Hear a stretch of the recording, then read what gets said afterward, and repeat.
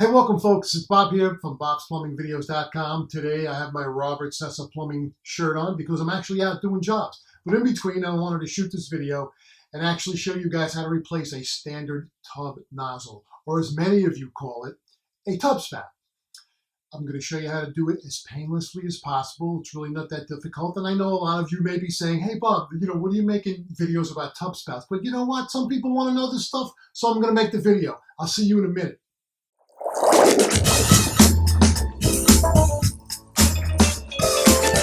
All right, folks, Bob here from bobsplumbingvideos.com, but I think you already know that. And today I'm just going to go over very simply replacing a tub nozzle, as I call it, or a tub spout, as you may call it. And down on the bench here, I have three different styles, pretty much. Now, this is for your very basic tub nozzle replacement. We're not talking about fancy designer style tub nozzles or spouts. We're talking about your everyday bathtub spout. You have your basic tub spout, which is IPS or iron pipe size. There are threads way down in there, about 3.5 inches down in there. And this very simply screws onto a nipple, an iron pipe size nipple. Very simple, nothing fancy schmancy. Next to it, we have a diverter style nozzle. And what that means is you can pull this up, it'll divert the water up to the shower. And this particular one is for copper. So you can stub out with copper tubing, and this would just slip onto the copper tubing, and you would secure it with an Allen key. Now, different manufacturers have different size keys, so just check with the instructions that come with your particular nozzle as to size. And then we have another style, which is IPS, but this is a heavy-duty brass nozzle that actually came off of a Kohler shower body, and truth be told, this came out of my house. I had to replace this because it wasn't holding water, and this one is flush, as you can see here. It's not hollow like this one. And this one here, you would screw this on in the same fashion as you would with this one, but in this case you'd only have probably about only 1/2 inch of pipe threads sticking past the finished wall. So let's go up onto my demonstration board, take a look at the different ways I go about putting these on, and yeah, hopefully you'll get some useful information out of these. And yeah, so I'll see you up on the demonstration board. All right, folks, here we are on the demonstration board. This is my little benchtop demonstration board. And let's go over the nozzles we just looked at on the bench here. Now, whether it be IPS, or whether it be copper, and don't pay attention to the fact that this is not soldered. It's not soldered. That, in fact, is not soldered. I just have this up here to show you guys. In real life, this has got to be a soldered joint. You don't just shove it into the fitting like that. So, it's a matter of you're either going to have an IPS nozzle or spout, excuse me, or you're going to have a copper stub out. So in either case, after you do all your measuring and get everything figured out, this gap has got to be sealed. It's got to be sealed with silicone, something of some type, because again, I've run across jobs where people have gotten leak going into the wall because the inside of the spout has gotten corroded and water started seeping into the spout actually, and it got behind the wall through this hole. Or even when they take a shower, the water will actually go behind the nozzle and work its way in here. So whether you use a copper stub out, whether you use an IPS stub out, it's got to be sealed. This is before you do your final actual installation of the spout. So, whether it be, this is an IPS, and this spout has a little cutout in it whereby water would be allowed to come out here if there was a problem inside. This one also has a cutout in it, but it also has a space for the Allen key, so you can tighten up the spout onto your copper stub out. And this one, which is a really heavy nozzle, actually this came out of my house. This is a solid brass and it's flush. So 3 different methods of measuring. So if you're going to do IPS, with this type of a nozzle here, which is a, you know, where the female end of the nozzle is about 3.5 inches inside. So we're going to measure here. Let's take a peek. So we have to the face inside, we have just about 3.5 inches, and then we're going to go in 1/2 inch, allow the pipe to screw in 1/2 inch, so we have 4. And on the actual wall here, if I go to the face of the fitting, I'm seeing 1.5 inches to the face of the finished wall, and then we're going to add 1/2 inch that it screws into the actual fitting. So that's 2, so 4 and 2, so we're going to be looking at a 6-inch nipple. Once we get our nipple in there, we're going to use our Teflon, a couple of rounds of Teflon, maybe some pipe joint compound in addition, maybe just pipe joint compound, because you may have to do some fine tuning when you actually go to screw the nozzle on. If it doesn't sit exactly flush up against the wall, we're going to get that in there. Once that's in there, naturally we're going to put our nozzle on. And again, I generally will use my hand and really bear down on these and whack them up. I don't get too concerned about using a tool on them. But if you must, you can use a strap wrench, a rubber strap wrench. You can wrap that around here and just grab onto it. Or you can actually work it out to where you can put a pair of channel lock pliers in here and actually you can put the channel lock pliers, the jaw of the pliers in here, and actually work it out to where you can twist this on.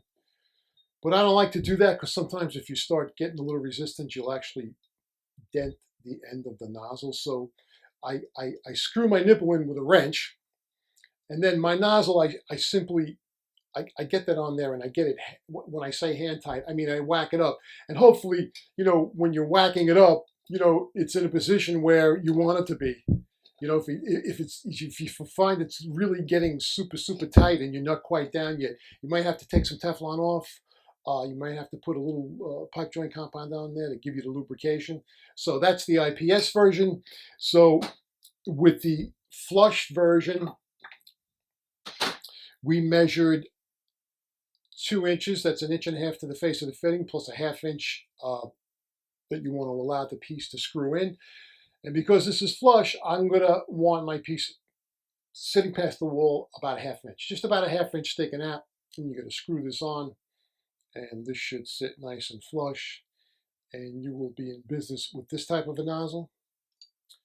And with the copper nozzle,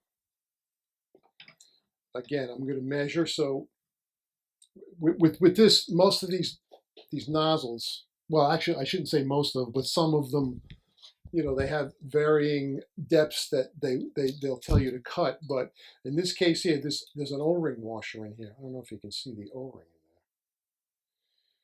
in there. And that O-ring's sitting about 1 inch. I generally will cut this copper stub out about 3 inches. It'll be sticking out about 3 inches. So we're going to back off our Allen key here. And then I am going to cut this to where I have 3 inches from the wall. And then I am going to deburr the copper. I'm going to make sure there are no rough spots on there. I am going to remount the copper so I have a full size. I'll put a little silicone lube on there. And when I mean silicone lube, I mean, lubrication. I don't mean silicone caulking. I mean silicone, waterproof silicone grease. I'll put that on there. I'll back off the Allen key.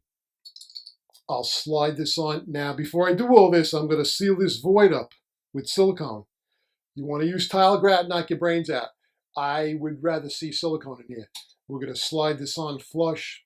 We're going to get our Allen key, and we're going to come in the bottom here, and we are going to whack this up. And folks, that's pretty much it. It's pretty simple. It's not really a big deal to do, but I just want to say this for you IPS people, for the people who have iron pipe. I'm in New York City. Most of the stuff I see is brass pipe sticking out.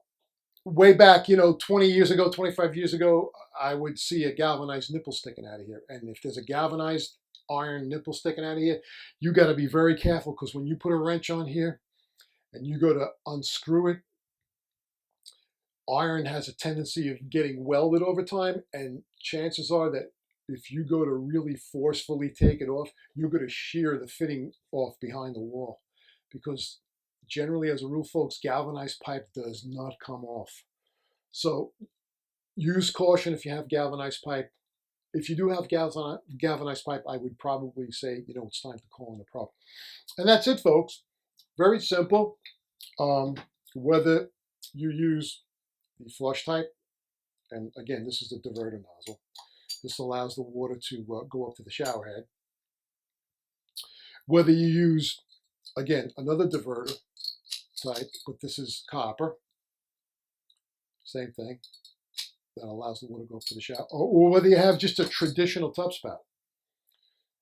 Few little ideas on how to get that done, and I hope this was useful for you, and I will see you again real soon.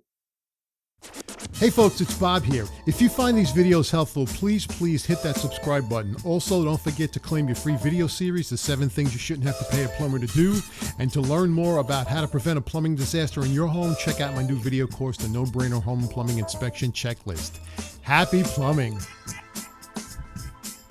All right, folks, I gave you a little bonus footage here. If you do have a strap wrench, and this is what a strap wrench is, you can use this, you can put it over the nozzle as such, and then you will proceed, to tighten it up, and you can, and what a strap wrench basically does is it allows you to grab chrome pieces, chrome parts, without marring the finish. So this is something that most homeowners probably don't have, and if you don't have, then the other method would be, and I don't advocate this, especially if you're a novice, but if you take a channel lock pliers, you kind of stick it in the end like that, and as you go counterclockwise, it'll actually, or clockwise, which depends on which direction you're going. So if you go in this direction, you can turn it like that. And that's how you can tighten it up. But what I do is I just grab this, and I whack this up with my hands. The other thing is this, depending upon who you talk to, some people may or may not put Teflon on here. Generally, you really don't have to. You can put some pipe joint compound on there. I'll say this, if it's a diverter nozzle that's serving the shower as well as the tub, I do put a little Teflon on here, maybe 1 or 2 rounds. If it's only going to be a bathtub spout, and there's going to be no pressure built up in there, because when you do pull up on a diverter, you're creating pressure in there. So in theory, water could leak out of these threads. So in that case, I would put some Teflon on here. But if it's just going to be a spout for the tub, you can just put some pipe joint compound on here, and no need to do that. So those are 2 methods for, whacking up your tub spout, excuse me. I'm sorry. I've been calling it a nozzle most of my life. And that's it. So there you go, folks. Thanks for stopping by, and I will see you real soon.